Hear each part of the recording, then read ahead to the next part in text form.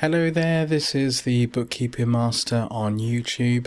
In this video I wanted to share with you my top 5 tips for becoming an outstanding bookkeeper.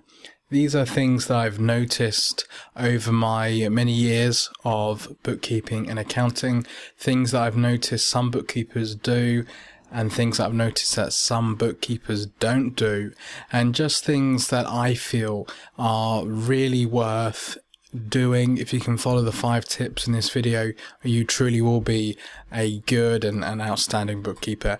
So my first tip is to always use the correct software.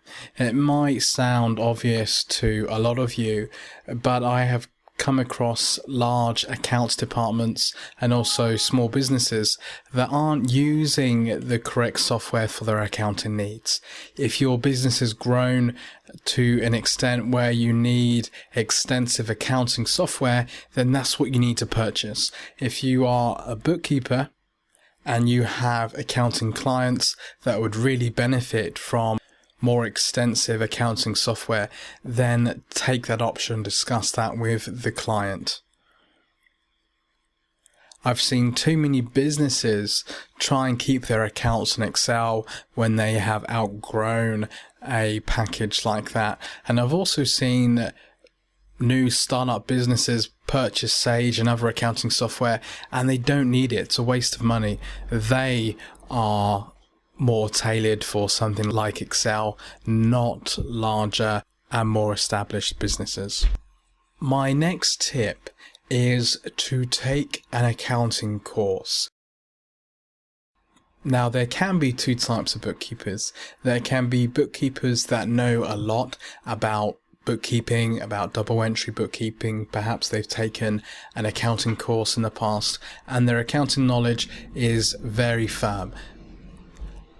But they are using software that they are not fully trained on. Now you may think to yourself, but I know Sage, I know Cashflow, but it will surprise you if you actually take a course on one of these packages.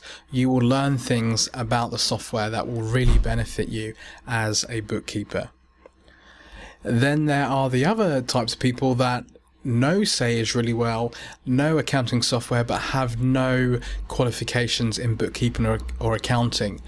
It is essential that you take some sort of course, that you understand double entry bookkeeping and basic accounting. It will really benefit you. You will understand how the software operates and you will be a better bookkeeper for it, even if it's a non-official qualification.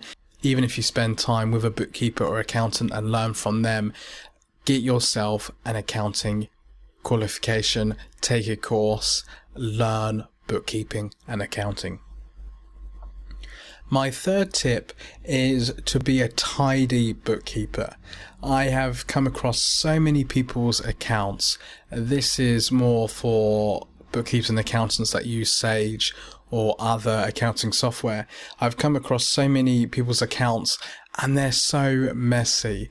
Things like the supplier accounts are not reconciled. There are outstanding invoices on supplier accounts that have been paid, and sometimes the same for the sales ledger. Sometimes there are customer accounts that don't tally up with what is actually outstanding on their account.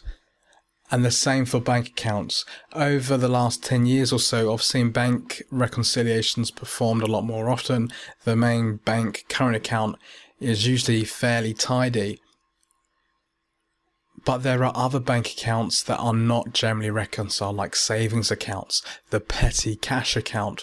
Reconcile everything and have everything tidy. When the year-end accountant takes the accounts, he will notice the difference, or she will notice the difference between tidy accounts and untidy accounts. It will save them a lot of work. If you are a self-employed bookkeeper, then you're more likely to get referrals from the accountant. My fourth tip that goes kind of hand in hand with the second about taking an accounting course is always seek to expand your knowledge. You don't need to attend accounting events or go to seminars or increase qualifications or experience that often, but I would say at least once a quarter or periodically, do something to expand your accounting knowledge, even if it's study an accounting book. I used to find seminars really worth going to. If you are a member of the AAT or ICB, sometimes they have local events on that you can go to and learn about specific areas of bookkeeping and accounting. I always found them very useful. If you can take a second job, do someone's accounts on an evening, take another accounting course, always seek to expand your knowledge. It's only going to better you as a bookkeeper or accountant. And then my fifth tip, my final tip, and this is perfect for anyone that's a self-employed bookkeeper or employed by a company, and that is provide management accounts. Give your clients or give your boss something to show off your abilities, something to let them know that what you're doing is worth the time and money that they put in to you doing what you're doing. Once a month, provide a profit and loss statement to your boss or your clients. Provide a graph showing how sales performed the last month. Expenses reports. Do a graph for aged debtors, how the aged debtors is coming down, or hopefully coming down or being steady. If you provide these things to your boss and your clients, it's only going to impress them and help them know that what you're doing is worthwhile.